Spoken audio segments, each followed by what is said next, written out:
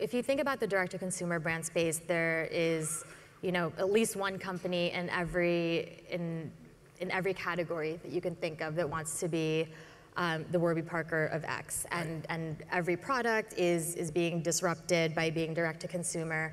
But I think what a lot of those companies are doing at their foundation is just creating a supply chain disruption in which they're creating a product, they're selling it directly to consumers, and they're not wholesaling or retailing it. So then I think with a lot of those companies, there's a little bit of confusion about why it doesn't catch on with customers as quickly as they've seen these other brands do it.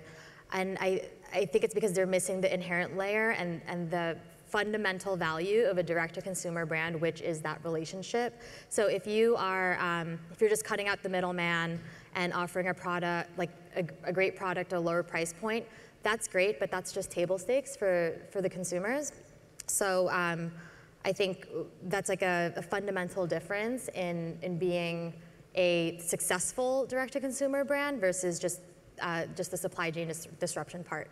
I think there's also the misconception that if you're direct-to-consumer, you don't have brick and mortar or retail spaces. For a while, that seemed to be the case. For a while, and I think you can do it, you just have to still own that channel. So for us, we know that with our product, and we know this through testing and iterating and piloting different concepts and pop-up stores, that retail is a really key part of our formula.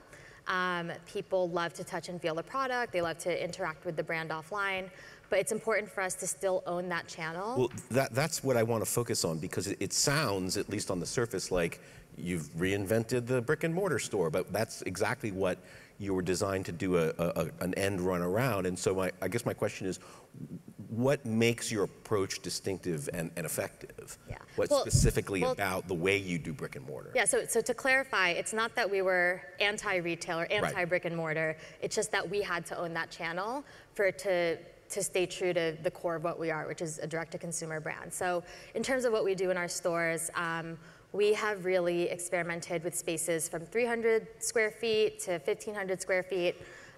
We do events, workshops, classes. There are kind of like product-focused activations in the space.